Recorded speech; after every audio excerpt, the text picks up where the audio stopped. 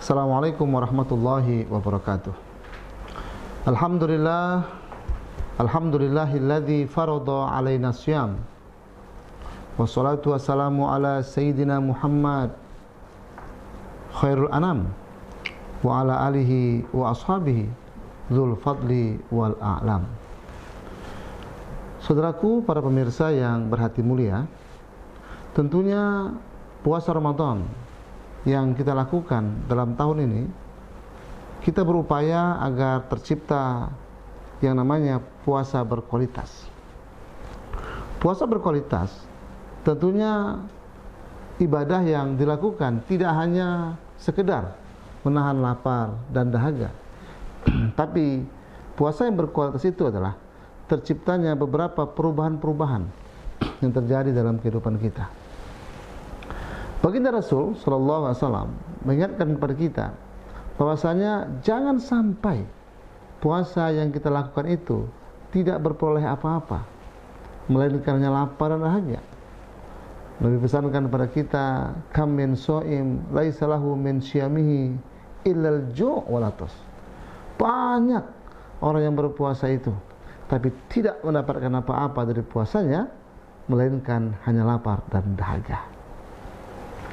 Saudaraku, para pemirsa yang berbahagia, adalah baginda Rasulullah Sallallahu Alaihi Wasallam dalam satu hadisnya menyampaikan bahwasanya sesungguhnya Allah itu mewajibkan pada kita ketika kita melakukan sesuatu itu harus dengan ihsan.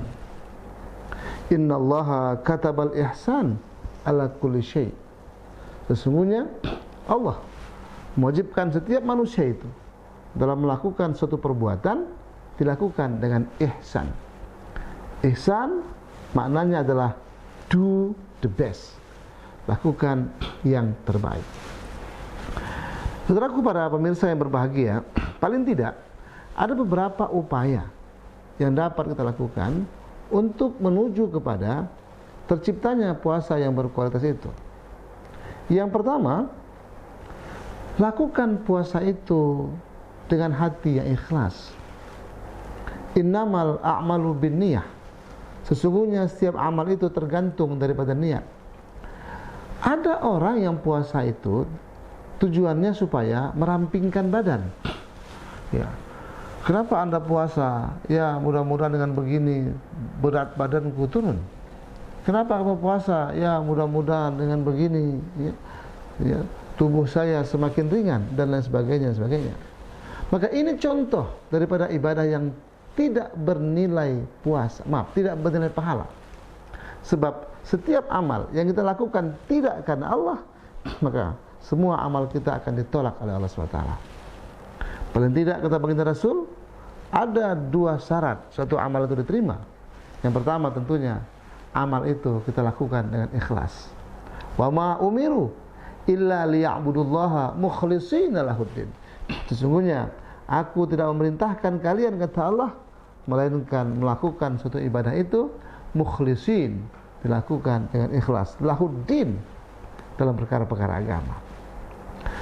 Yang kedua, saudaraku, para pemirsa yang berbahagia, puasa yang berkualitas itu adalah ketika kita mampu meninggalkan hal-hal yang membatalkan puasa. Kalau kita melihat kepada ayat yang berbicara mengenai puasa, maka sebenarnya perkara yang membatalkan puasa itu terkonsentrasi pada tiga hal. Yang pertama, makan dengan sengaja, minum dengan sengaja. Yang ketiga, melakukan hubungan suami istri yang sengaja.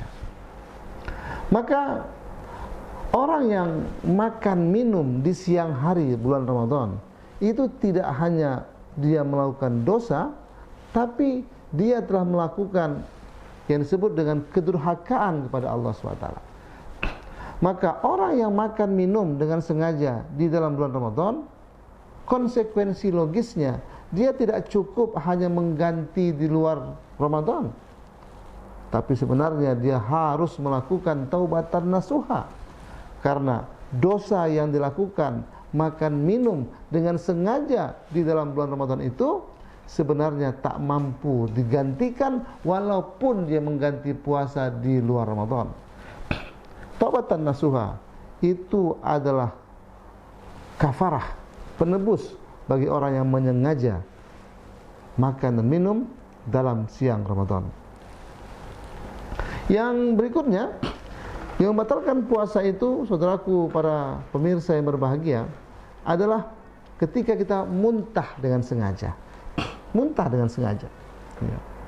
Ya. Ada orang yang menyengaja memasukkan jarinya ke mulut, lantas kemudian mengeluarkan sesuatu dari perutnya, itu pun membatalkan puasa. Dan yang ketiga, yang membatalkan puasa itu adalah ketika dia melakukan persenggamaan dengan istrinya atau melakukan hal-hal yang mengundang syahwat dan birahinya, seperti mencium, memeluk dan lain sebagainya, yang akhirnya berefek kepada munculnya syahwat dalam dirinya. Itu pun perkara-perkara yang membatalkan puasanya. Puasa yang berkualitas ketika dia mampu meninggalkan itu semua, tidak melakukan hal-hal yang berhubungan dengan syahwatinya, dan itu akan mengarah kepada puasa yang diterima Allah SWT. Yang ketiga, saudaraku para pemirsa yang berbahagia, puasa yang berkualitas itu ketika kita mampu meninggalkan yang sia-sia. Maknanya, memang puasanya tidak batal, tapi kandungan pahala yang terdapat dalam puasanya itu semua ditolak oleh Allah SWT. Ada orang yang ketika berpuasa bertengkar kepada tetangga, bertengkar dengan temannya. Bahkan kemudian ketika dia bertengkar, lantas ada orang yang mengatakan, kamu sebaiknya tidak usah berpuasa karena kamu sudah batal puasanya. Maka saudaraku para pemirsa, sebenarnya bertengkar atau berkelahi ataupun marah itu tidak membatalkan puasa, tapi menghilangkan pahala puasa dan termasuk perbuatan yang sia-sia. Ya. Sehingga untuk orang yang melakukan hal itu, jika dia terlanjur melakukannya, maka istighfar, taubat itu yang terbaik dilakukan, sementara puasanya tetap dia teruskan, tetap dilanjutkan. Perbuatan yang sia-sia yang tak bermanfaat dalam bulan puasa yang harus ditinggalkan untuk menuju kepada puasa yang berkualitas, seperti menghabiskan waktu dengan Android, menghabiskan waktu dengan handphone, menyibukkan diri dengan media sosial. Itu adalah perbuatan yang sia-sia. Alangkah bermanfaat kalau waktu yang dia gunakan untuk berlama-lama dalam media sosial itu dia gunakan untuk tilawat Quran, untuk mentadabburi Al-Quran, untuk memperdalami kajian-kajian agama Islam. Maka itu lebih bernuansa positif ketimbang dihabiskan waktu dengan hal-hal yang sia-sia. Saudaraku para pemirsa, sering kita mengatakan bahwasanya, ya ketimbang saya hanya tidur-tiduran, ya maka lebih baik kalau saya menghabiskan waktu dengan jalan-jalan ke pantai umpamanya, ya, melihat ya hiburan di mal-mal, ya. Orang yang mementingkan puasa agar berkualitas, maka itu termasuk perkara yang harus dia tinggalkan. Isi waktu kita dengan ibadah, isi waktu kita dengan sesuatu yang bermanfaat, karena itu akan menghasilkan hal yang positif dalam perubahan diri kita di bulan Ramadan ini. Selanjutnya para pemirsa yang berbahagia, ya,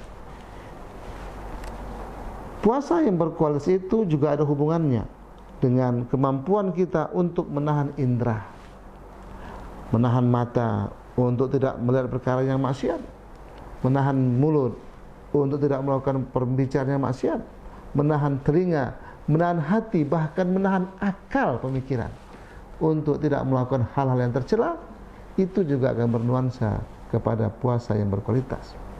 Yang terakhir, saudaraku para pemirsa, ya, tentunya puasa yang berkualitas itu adalah ketika akhir Ramadan nanti kita bisa melakukan perbuatan yang lebih baik daripada bulan sebelumnya.